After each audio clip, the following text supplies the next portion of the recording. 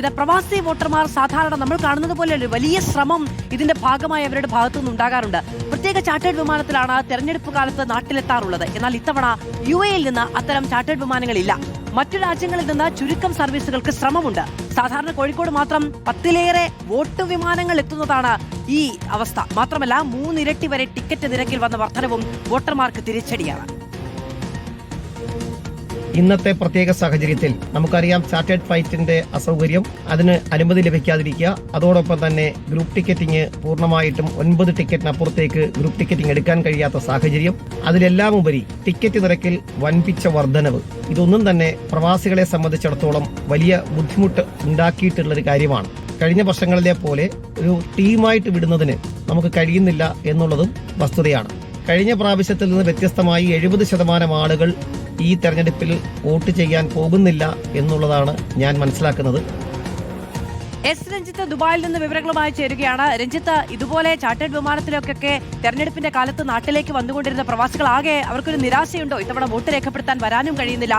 പ്രവാസി വോട്ട് എന്നവരുടെ നിരന്തര ആവശ്യം ഇപ്പോഴും യാഥാർത്ഥ്യമാകാതെ നിൽക്കുകയും ചെയ്യുന്നു. പ്രതികരണങ്ങളൊക്കെ എങ്ങനെയാണ്? തീർച്ചയായും അത് സാധാരണ ഒരു തെരഞ്ഞെടുപ്പായാൽ ഇവിടുന്ന് നിന്ന് പ്രവാസികളൊക്കെ കൂട്ടത്തോടെ വലിയ ആഘോഷത്തോടു കൂടി നാട്ടിലേക്ക് പോകുന്ന ഒരു കാഴ്ചയാണ് ഇവിടുത്തെ വിമാനത്താവളങ്ങളിലൊക്കെ നമുക്ക് കാണാൻ കഴിഞ്ഞിരുന്നത്.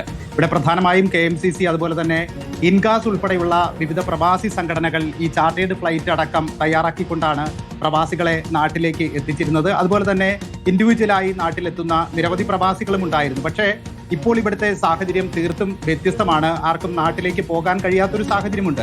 അതിന് നിരവധി പ്രതിസന്ധികളാണ് നിലനിൽക്കുന്നത്. ഒന്ന്, വിമാന സർവീസുകളൊക്കെ പരിമിതമായ തോതിൽ മാത്രമാണുള്ളത്. മറ്റൊന്ന്, വലിയ തോതിലുള്ള ഉയർന്ന ടിക്കറ്റ് നിരക്കാണ് നൽകേണ്ടി വരുന്നത്. ഇപ്പോൾ 3 ഇരട്ടി വരെ ടിക്കറ്റ് നിരക്ക് നൽകേണ്ടി വരുന്ന ഒരു സാഹചര്യം നിലവിലുണ്ട്. ഈ ഒരു സാഹചര്യത്തിലാണ് ഇത്തവണ ചാർട്ടേഡ് ഫ്ലൈറ്റ് ഏർപ്പെടുത്താൻ കഴിയാത്തൊരു സാഹചര്യത്തിലേക്ക് KMCCയും അതുപോലെ തന്നെ ഇൻഗാസും ഉൾപ്പെടെയുള്ള പ്രവാസി സംഘടനകൾ എത്തിച്ചേർന്നത്.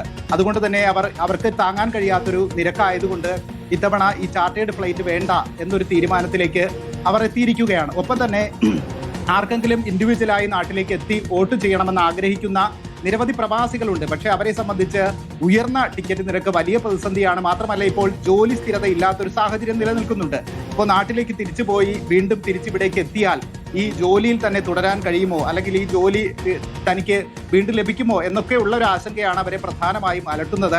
എന്തായാലും ഈ പ്രവാസികൾ എന്ന് പറയുന്നത് അതൊക്കെ ഒരു വലിയ പ്രശ്നമാണ്. ജോലി സുരക്ഷയുമായി ബന്ധപ്പെട്ട കാര്യങ്ങളൊക്കെ GCCയിലൊക്കെ യുദ്ധത്തിന്റെ ആശങ്കയൊക്കെ നിൽക്കുകയാണ്. ഈ സമയത്ത് കയറി വന്നിട്ടുണ്ടെങ്കിൽ തിരിച്ചു പോകാൻ കഴിയുമോ, പോകുമ്പോൾ ജോലി ഉണ്ടാകുമോ തുടങ്ങിയ ഒരുപാട് ആശങ്കകൾ കൂടി അവർക്കുണ്ട്. ഇതാ നമ്മുടെ യൂട്യൂബിന് താഴെയും നിരവധി പേർ എനിക്ക് ഇത്തവണ വോട്ട് ചെയ്യാൻ കഴിയില്ല, ഞാൻ കുവൈത്തിലാണ് എന്ന് പറയുന്നവരുണ്ട്. ഫാസിലാണ് അങ്ങനെ ഒരു സങ്കടം പ്രകടിപ്പിക്കുന്നത്. പ്രവാസികൾക്ക് വോട്ട് ചെയ്യാൻ പറ്റിയില്ലെങ്കിൽ ഭാര്യയ്ക്കോ മാതാപിതാക്കൾക്കോ വോട്ട് ചെയ്യാൻ അനുമതി നൽകണം. കൊള്ളാമല്ലോ, നല്ല ആശയമാണല്ലോ. പക്ഷെ അങ്ങനെ സാധിക്കില്ല. അതിന് തൊട്ട് താഴെ വരുന്ന കമന്റ് എന്താണെന്ന് അറിയുമോ? ഒരു വീട്ടിൽ 5 പേരുണ്ടെങ്കിൽ അതിൽ 4 പേര് 4 പാർട്ടിക്കാരായിരിക്കും. എങ്ങനെ വിശ്വസിച്ചേൽപ്പിക്കും എന്നുള്ളതാണ്. വോട്ടിന്റെ കാര്യത്തിൽ മാത്രം നമുക്ക് സ്വന്തമായിട്ടുള്ള ആളുകളെ പോലും വിശ്വസിക്കാൻ കഴിയില്ല, അല്ലേ? എന്തായാലും ഇതൊരു വലിയ വിഷയമാണ്. ഖത്തറിൽ നിന്ന് വോട്ട് ചെയ്യാൻ കഴിയില്ല എന്ന സങ്കടം നമ്മളോട് പറയുന്നുണ്ട്.